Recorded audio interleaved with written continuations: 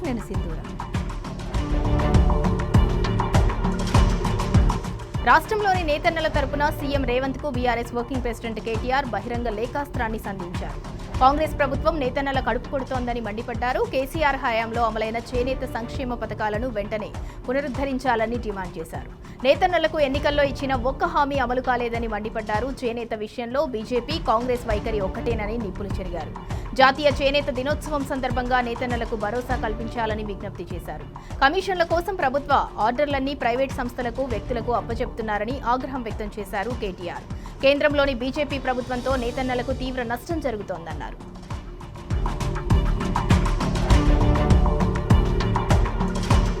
Machine Bhagiratha అనేది ఒక పథకం కాదు, తెలంగాణ ప్రజల జీవితాలను మార్చిన ఒక మహత్తరమైన ప్రణాళిక అని స్పష్టం చేశారు మాజీ మంత్రి హరీష్ రావు.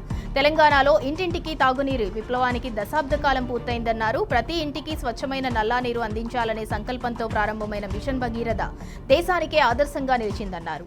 తెలంగాణ ఫ్లోరోసిస్ రక్కసిని ఈ సుజల వ్యవస్థ రూపుమాపిందన్నారు. కేసీఆర్ దూరదృష్టితో రూపుదిద్దుకున్న మిషన్ భగీరథ కాంగ్రెస్ ప్రభుత్వం నిర్లక్ష్యంతో నిర్వీర్యమవుతోందని హరీష్ రావు మండిపడ్డారు.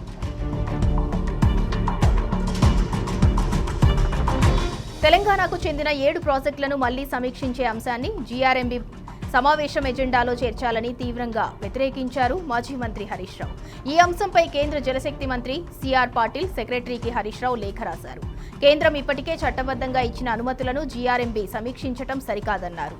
అజెండాలో పేర్కొన్న అంశాలను ఉపసంహరించుకోవాలని, పెండింగ్లో ఉన్న సమ్మక్క సాగర్ ప్రాజెక్టు అనుమతులను తక్షణమే మంజూరు చేయాలని విజ్ఞప్తి చేశారు. విద్యాశాఖను నిర్లక్ష్యం చేస్తున్న సీఎం రేవంత్ పై మరోసారి నిప్పులు చెరిగారు బీఆర్ఎస్ నేత ఆర్ఎస్ ప్రవీణ్ కుమార్. కావాలనే విద్యాశాఖను తన దగ్గరే ఉంచుకున్నారని సీఎం రేవంత్ చాలాసార్లు చెప్పారని గుర్తు చేశారు. ముందుగా సీఎం మనవణ్ణి, మంత్రుల పిల్లలందరినీ ప్రభుత్వ పాఠశాలల్లో చదివించాలని విజ్ఞప్తి చేశారు. సరదాగా పూరీలు చేసినట్టుగానే మనవణ్ణి సమీప అంగన్వాడీ కేంద్రంలో సీఎం రేవంతే ప్రతిరోజు డ్రాప్ చేసి వస్తే ఇంకా బాగుంటుందన్నారు. ఇక దీనివల్ల చాలా సమస్యలు పరిష్కారం అవుతాయన్నారు. టీచర్లు కూడా జాగ్రత్తగా పనిచేస్తారని చెప్పారు. రేవంత్ భాష కూడా క్రమేపీ మారుతుందన్నారు. రాష్ట్రంలో ఎల్నినో ప్రభావంతో తీవ్ర కరువు పరిస్థితులు ఏర్పడబోతాయని నిపుణులు హెచ్చరిస్తున్నారు. ప్రభుత్వం అందుకు సంబంధించి ఎటువంటి చర్యలు చేపట్టలేదని బీఆర్ఎస్ రాష్ట్ర ప్రధాన కార్యదర్శి టి జీవన్ రెడ్డి మండిపడ్డారు. రైతుల సమస్యలను సర్కార్ గారికి వదిలేసిందని ఆగ్రహం వ్యక్తం చేశారు. గతంలో కేసీఆర్ సర్కార్ 24 గంటల పాటు నిరవధికంగా కరెంటు సరఫరా చేసిందని, ఇప్పుడు అలాంటి పరిస్థితి లేదని జీవన్ రెడ్డి అన్నారు.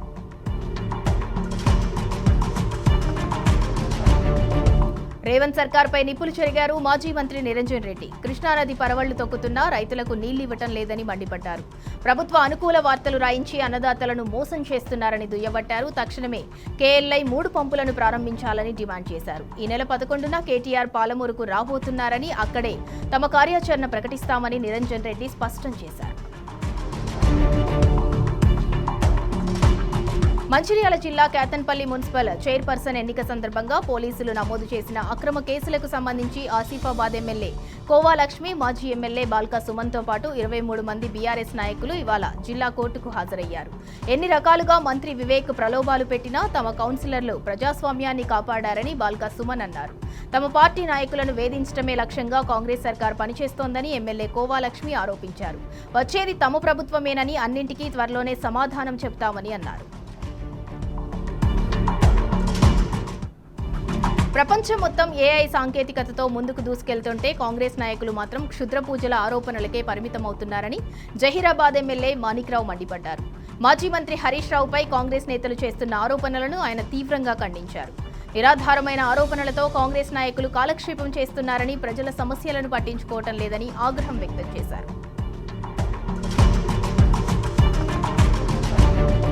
కేసీఆర్ పాలనలోనే రాష్ట్రమంతా ధాన్య రాశులతో, ప్రజలంతా సకల సౌభాగ్యాలతో కలకలలాడారని గుర్తు చేశారు బీఆర్ఎస్ గజ్వేల్ ఇన్ఛార్జ్ వంటేరు ప్రతాప్ రెడ్డి.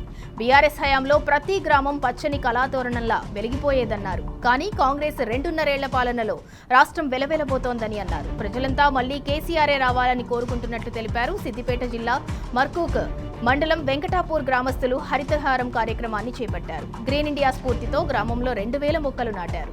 ఇక ఈ కార్యక్రమాన్ని గ్రీన్ ఇండియా ఛాలెంజ్ సృష్టికర్త మాజీ ఎంపీ జోగినపల్లి సంతోష్ కుమార్ ప్రారంభించారు. ఈ కార్యక్రమంలో ఎమ్మెల్సీ యాదవరెడ్డి, బీఆర్ఎస్ గజ్వేల్ ఇన్ఛార్జ్ వంటేరు ప్రతాప్ రెడ్డి సహా పలువురు ప్రజాప్రతినిధులు పాల్గొన్నారు. రాష్ట్రంలో యువత పరిస్థితి అగమ్య గోచరంగా ఉందని అన్నారు బీఆర్ఎస్ నేత రాకేష్ రెడ్డి. రాజీవ్ యువ వికాసం గురించి ఎంతో గొప్పలు చెప్పిన రేవంత్ దాన్ని మూలన పడేశారని అన్నారు. అన్ని రంగాలు చతికిలపడ్డాయన్నారు. నిరాశ నిస్పృహలతో యువత పెద్ద ఎత్తున పోరాటానికి సిద్ధమవుతోందని రాకేష్ రెడ్డి అన్నారు. ఉద్యోగాల ఊసెత్తని రేవంత్ రెడ్డికి సరైన బుద్ధి చెప్తామని హెచ్చరించారు.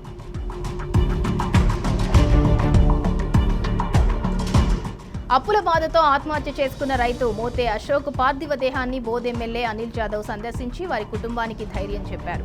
ఇది ముమ్మాటికి ప్రభుత్వ హత్యేనని అన్నారు. ఆత్మహత్య చేసుకున్న రైతు కుటుంబాన్ని ప్రభుత్వం అన్ని రకాలుగా ఆదుకోవాలని అనిల్ జాదవ్ డిమాండ్ చేశారు.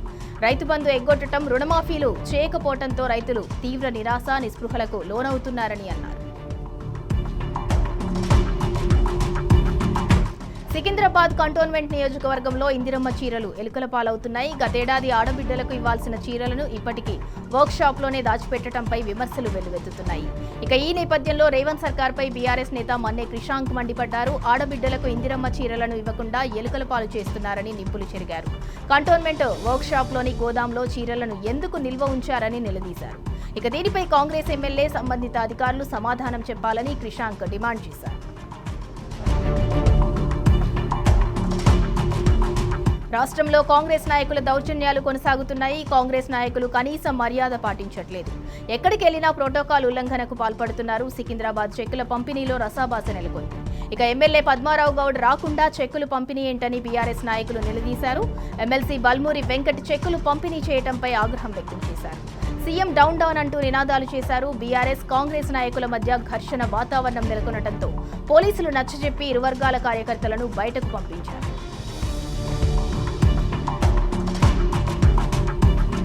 కాంగ్రెస్ ప్రభుత్వంపై పెన్షనర్లు పోరుబాట పట్టారు. బకాయిలు చెల్లించాలంటూ హైదరాబాద్ ఇందిరా పార్క్ వద్ద మహాధర్నా చేపట్టారు. రేవంత్ సర్కార్కు వ్యతిరేకంగా నినాదాలతో హోరెత్తించారు. రాష్ట్రంలోని అన్ని జిల్లాల నుంచి భారీగా తరలివస్తూ పెద్ద ఎత్తున ఆందోళన చేశారు. పీఆర్సీ తక్షణ అమలు, 6 డిఏల బకాయిలను విడుదల చేయాలంటూ డిమాండ్ చేశారు. ఇక హెల్త్ కార్డుల సమస్యలు వెంటనే పరిష్కరించాలని రాష్ట్ర ప్రభుత్వాన్ని కోరారు. పెన్షనర్ల కోసం ప్రత్యేక డైరెక్టరేట్ ఏర్పాటు చేయాలని డిమాండ్ చేస్తున్నారు. ఫీజు రియంబర్స్మెంట్ బకాయిలను విడుదల చేయాలని డిమాండ్ చేస్తూ బీసీ విద్యార్థి సంఘం హైదరాబాద్ కలెక్టరేట్ ముట్టడించింది. లగ్డీకపూల్ రైల్వే స్టేషన్ నుంచి కలెక్టరేట్ కార్యాలయం వరకు ర్యాలీగా వచ్చిన విద్యార్థులను పోలీసులు అడ్డుకున్నారు. ఇక ఫీజు రియంబర్స్మెంట్ పథకాన్ని ఎత్తివేయాలనే కుట్రలకు ముఖ్యమంత్రి విరమించుకోవాలని విద్యార్థి సంఘం నేతలు డిమాండ్ చేశారు. పాత పద్ధతిలోనే ఈ పథకాన్ని కొనసాగించాలని, 10,000 ర్యాంకు నిబంధనను ఎత్తివేయాలన్నారు. ఈ నెల 15లోగా 10,000 కోట్ల బకాయిలు చెల్లించకపోతే ముఖ్యమంత్రి ఇంటిని ముట్టడిస్తామని హెచ్చరించారు. నాగర్ కర్నూలు జిల్లాలో భూముల సర్వే అంశం ఉద్రిక్తతకు దారితీసింది.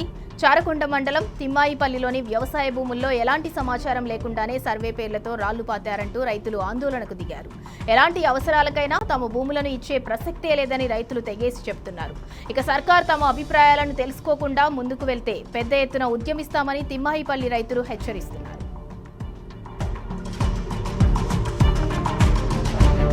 ఆటో కార్మికుల పొట్టకొట్టే ప్రతిపాదనను వెంటనే విరమించుకోవాలని తెలంగాణ రాష్ట్ర ఆటో యూనియన్ నాయకులు డిమాండ్ చేశారు. ఈ నెల 24న రాష్ట్ర వ్యాప్తంగా ఆటోలు బంద్ చేయనున్నట్లు వారు తెలిపారు. ఈ మేరకు రాష్ట్ర రవాణా శాఖ జాయింట్ కమిషనర్ రమేష్ కు సమ్మె నోటీస్ ఇచ్చారు. ఉచిత బస్సు పథకంతో ఆటో కార్మికులు ఆర్థికంగా నష్టపోతున్నారని తెలిపారు. ఇప్పుడు ఈవీ ఆటోలు తెస్తే ఉన్న ఉపాధిని కూడా కోల్పోయే పరిస్థితి ఏర్పడుతుందని ఆవేదన వ్యక్తం చేశారు. ఎన్నికల సమయంలో ఆటో కార్మికులకు 12,000 రూపాయలు ఇస్తామన్న హామీని వెంటనే అమలు చేయాలని ఆటో కార్మికులు ప్రభుత్వాన్ని డిమాండ్ చేశారు.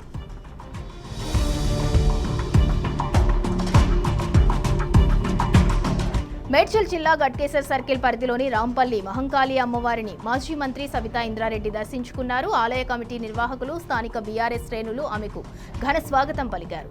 ఈ సందర్భంగా సబితా ఇంద్రారెడ్డి అమ్మవారికి ప్రత్యేక పూజలు నిర్వహించారు. ప్రజలంతా సుఖ సంతోషాలతో, పాడి పంటలతో విరసిల్లాలని కోరుకున్నట్లు సబితా తెలిపారు.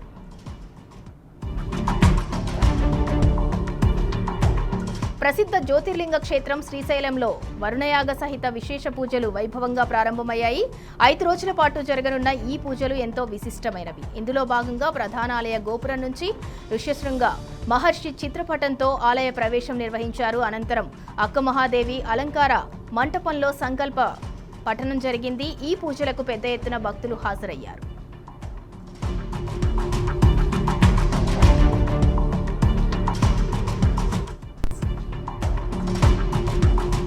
శ్రీశైలం జలాశయానికి వరద నీరు పోటెత్తుతోంది. జలాశయంలోకి 2,07,821 క్యూసెక్కుల నీరు ఇన్ఫ్లో వచ్చి చేరుతుండగా ప్రస్తుతం స్పిల్వేస్ గేట్లు ఎత్తుతుండగా జల విద్యుత్ ఉత్పత్తి ద్వారా 30,518 క్యూసెక్కుల నీటిని దిగువకు విడుదల చేస్తున్నారు.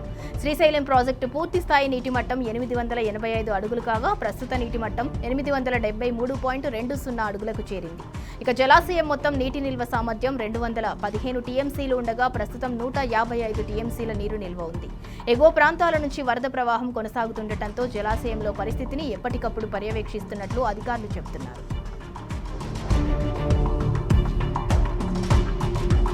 రాజన్న సిరిసిల్ల జిల్లాలో ఉన్న మధ్యమానేరు జలాశయం నుంచి తాగునీటి అవసరాల కోసం నీటిని విడుదల చేశారు. కరీంనగర్ ఎల్ఎండి జలాశయానికి అధికారులు నీటిని విడుదల చేశారు. జలాశయం నుంచి 500 క్యూసెక్కుల నీటిని మొదటగా విడుదల చేయగా క్రమేపీ 4 గేట్లెత్తి 2,000 క్యూసెక్కుల నీటిని తరలిస్తున్నారు. రామడుగు మండలంలోని గాయత్రి పంప్ హౌస్ నుంచి వరద కాలువ ద్వారా 12,600 క్యూసెక్కుల నీరు ఈ జలాశయానికి చేరుతోంది. ఇదే సమయంలో మానేరు మూలవాగు నుంచి 953 క్యూసెక్కుల వరద నీరు వస్తోంది. సిద్దిపేట జిల్లా గజ్వేల్ నియోజకవర్గంలోని మర్కూక్ మండలం వెంకటాపూర్లో గ్రీన్ ఛాలెంజ్ సందర్భంగా గులాబీ బాస్ను ప్రజలు గుర్తు చేసుకున్నారు. గ్రీన్ ఛాలెంజ్ సృష్టికర్త మాజీ ఎంపీ సంతోష్ కుమార్తో ఓ వృద్ధురాలు ఆత్మీయంగా మాట్లాడింది. నాటి బీఆర్ఎస్ పాలనను గుర్తు చేసుకుంది. నీళ్లు, కరెంటు, పెన్షన్లు ఇలా అన్ని ఇచ్చిన కేసీఆర్కు రేవంత్కు పొంతన లేదని కుండబద్దలు కొట్టింది. ఇచ్చిన హామీలేవి రేవంత్ నిలబెట్టుకోలేదని ఆగ్రహం వ్యక్తం చేసింది. కేసీఆర్ మళ్లీ వస్తేనే రాష్ట్రం బాగుపడుతోందని ఆమె తేల్చి చెప్పింది. గ్రీన్ ఇండియా ఛాలెంజ్ కు అపూర్వ స్పందన లభిస్తోంది. బీకేగూడలోని తన నివాస పరిధిలో కరాటే గిన్నీస్ బుక్ రికార్డు గ్రహీత పిడుగు ఉదయ్ కిరణ్ మొక్కలు నాటారు. గిన్నీస్ బుక్ రికార్డు సాధించిన సందర్భంగా మొక్కను నాటడం చాలా సంతోషంగా ఉందన్నారు. భవిష్యత్ తరాల కోసం ప్రతి ఒక్కరూ మొక్కలు నాటాలని పిలుపునిచ్చారు. గ్రీనరీ శాతం పెంచే దిశగా ఇంతటి బృహత్తర కార్యక్రమం చేపట్టిన మాజీ రాజ్యసభ సభ్యులు జోగినపల్లి సంతోష్ కుమార్ కు కృతజ్ఞతలు తెలిపారు.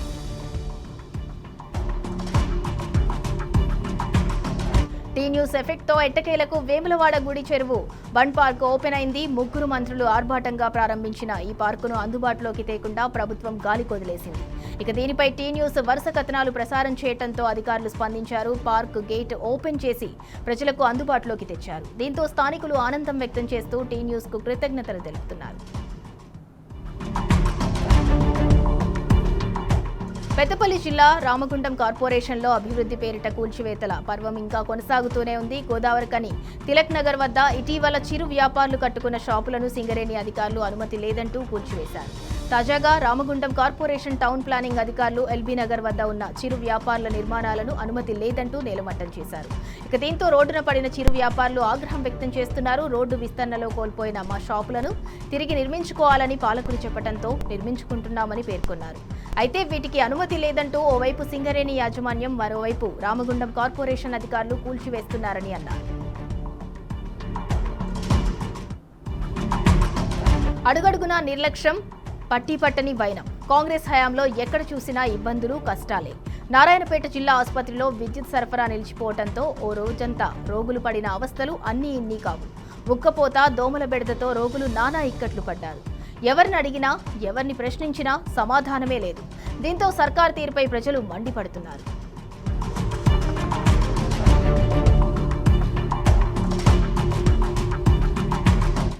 సంగారెడ్డి జిల్లా కోహీర్లో అక్రమంగా తరలిస్తున్న 300 క్వింటాల రేషన్ బియ్యాన్ని కోహీర్ పోలీసులు బలపన్ని పట్టుకున్నారు. హైదరాబాద్ నుంచి గుజరాత్కు లారీలో తరలిస్తున్న బియ్యాన్ని దిగ్వాల్ గ్రామం వద్ద పోలీసులు స్వాధీనం చేసుకున్నారు. లారీ డ్రైవర్ను అదుపులోకి తీసుకున్నారు. స్వాధీనం చేసుకున్న బియ్యాన్ని దిగ్వాల్ లోని పౌర సరఫరాల గోదాంకు తరలించారు.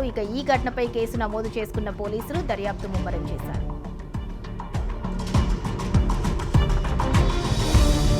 ఖమ్మం జిల్లా ఏన్కూర్ మండలంలో పోలీసులు పెద్ద ఎత్తున వాహనాలను తనిఖీలు నిర్వహించారు. ఈ సందర్భంగా ఏపీ నుంచి ఛత్తీస్గఢ్కు తరలిస్తున్న 300 క్వింటాల రేషన్ బియ్యాన్ని పట్టుకున్నారు. ఎస్ఐ సంధ్య ఆధ్వర్యంలో తనిఖీలు నిర్వహించగా దొడ్డు బియ్యాన్ని అక్రమంగా తరలిస్తున్న వైనాన్ని గుర్తించారు.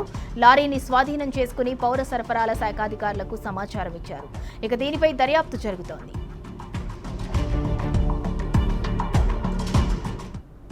ట్రైనీ ఐపీఎస్ ఉదయ్ కృష్ణారెడ్డి కేసులో విచారణ కొనసాగుతోంది. సిపి సజ్జనార్ ఆధ్వర్యంలో కొన్ని గంటల పాటు విచారణ జరిగింది. అదృశ్యమైన ఉదయ్ కృష్ణారెడ్డి ఐఫోన్పై పోలీసులు ఆరా తీశారు. మహిళా ట్రైనీ ఐపీఎస్తో పరిచయం ఎలా ఏర్పడిందనే దానిపై కూడా విచారించారు. పోలీసులు అడిగిన పలు కీలక ప్రశ్నలకు ఉదయ్ కృష్ణారెడ్డి దాటవేత ధోరణిలో ఉన్నారు. మరికొన్ని ప్రశ్నలపై అసలు సమాధానాలే చెప్పకుండా మౌనంగా ఉన్నట్లు సమాచారం. విచారణలో లభించిన వివరాల ఆధారంగా పోలీసులు దర్యాప్తును వేగవంతం చేస్తున్నారు. ట్రైనీ ఐపీఎస్ ఉదయ్ కృష్ణారెడ్డిని women's wing DCP Lavanya Nayak కస్టడీలోకి తీసుకున్నారు. అత్తాపూర్ పిఎస్లో కొనసాగుతున్న విచారణలో మహిళా ఐపీఎస్ అధికారి వేధింపులకు సంబంధించి కీలక విషయాలు రాబట్టేందుకు ప్రయత్నిస్తున్నారు.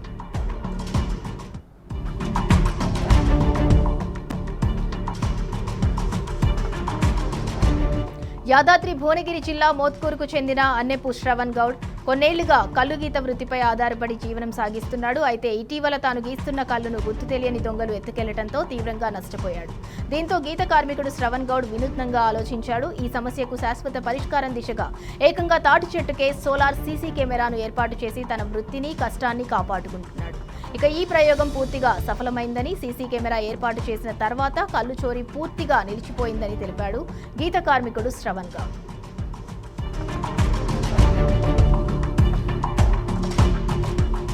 అనారోగ్యంతో ఉన్న బాలుడు ప్రభుత్వ ఆసుపత్రికి వెళితే అక్కడ డేట్ ఎక్స్పైరీ అయిన టానిక్ సిరప్ ఇచ్చారు వైద్య సిబ్బంది. మహబూబాబాద్ జిల్లా కేంద్రంలో ఉన్న ప్రభుత్వ ఆసుపత్రిలో ఈ ఘటన చోటు చేసుకుంది. మురళి అనే వ్యక్తి తన 4 ఏళ్ల కుమారుడు ఎనౌసురాజ్కు వాంతులు విరోచనాలు అవుతుండటంతో ఆసుపత్రికి తీసుకెళ్లారు. ఓపీలో పరీక్షించిన డాక్టర్ సిరప్ రాయగా అక్కడ వైద్య సిబ్బంది డేట్ ఎక్స్పైరీ అయిన సిరప్ ఇచ్చారు. ఇదేంటని ప్రశ్నిస్తే మేము ఇవ్వలేదని బుకాయించగా బాలుడి బంధువులకు సిబ్బందికి మధ్య వాగ్వాదం జరిగింది. తర్వాత జరిగిన పొరపాటుకు క్షమాపణలు చెప్పారు.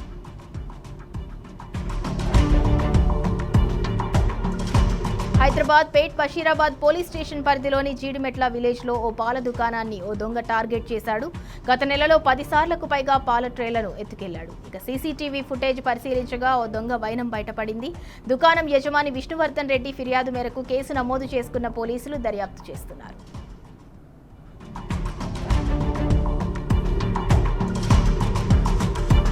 గద్వాల రూరల్ పోలీస్ స్టేషన్లో జరిగిన 2 దొంగతనాలకు సంబంధించిన కేసును పోలీసులు ఛేదించారు. గద్వాల రూరల్ పోలీస్ స్టేషన్ పరిధిలో గల జమ్మిచేడులో నిద్రిస్తున్న మహిళల మెడలో నుంచి నల్లపూసల దండ, మంగళసూత్రం ఎత్తుకెళ్లిన దొంగను రూరల్ పోలీసులు అరెస్ట్ చేశారు. ఒకరిని అదుపులోకి తీసుకోగా మరొకరు పరారీలో ఉన్నట్లు గద్వాల సీఐ టంగుటూరి శ్రీను తెలిపారు. వీరి నుంచి సుమారు 3 తులాల బంగారం రికవరీ చేసినట్లు తెలిపారు.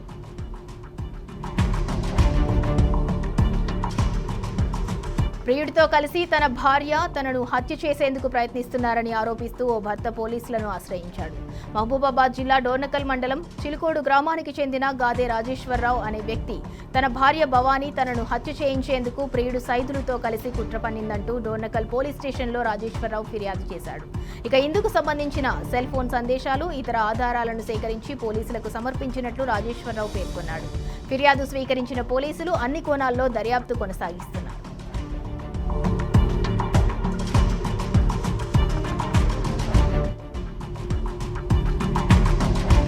పార్లమెంటు వర్షాకాల సమావేశాల్లో వాయిదాల పర్వం ఆగటం లేదు. విపక్షాల నిరసనలు, ఆందోళనలతో ఉభయ సభలు సోమవారానికి వాయిదా పడ్డాయి. లోక్సభ ప్రారంభంలోనే ఎంఎస్ఎంఈ అభివృద్ధి సవరణ బిల్లు 2026ను ప్రవేశపెట్టారు కేంద్ర మంత్రి జితన్ రామ్ మాంఘీ.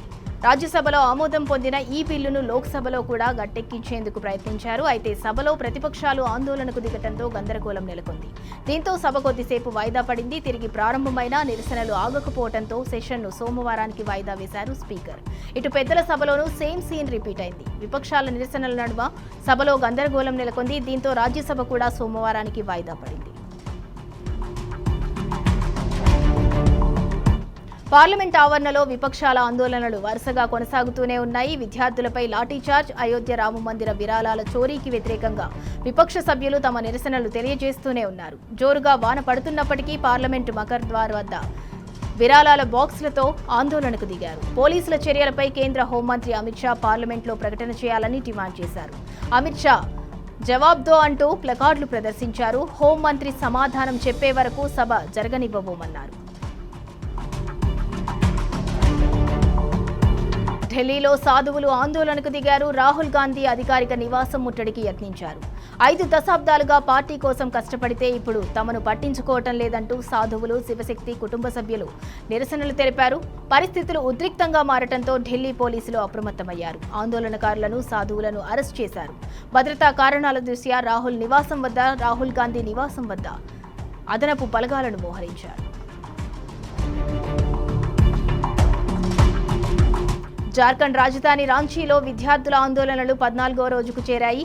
జేపీఎస్సీ, జేఎస్ఎస్సీ పరీక్షల్లో అవకతవకలు, పేపర్ లీకేజీలపై సీబీఐ దర్యాప్తు డిమాండ్తో నిరసనలు కొనసాగుతున్నాయి. బాధ్యులపై కఠిన చర్యలు తీసుకోవడంతో పాటు సమగ్ర విచారణ జరపాలని నిరాహార దీక్షలు చేస్తున్నారు.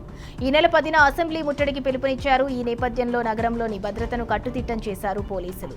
అసెంబ్లీ పరిసర ప్రాంతాల్లో 144 సెక్షన్ అమల్లో ఉంది. మరోవైపు ప్రభుత్వం చర్చలకు సిద్ధమని తెలుపగా అరెస్ట్ చేసిన 19 మంది ఆందోళనకారులను విడుదల చేయాలంటున్నారు నిరసనకారులు.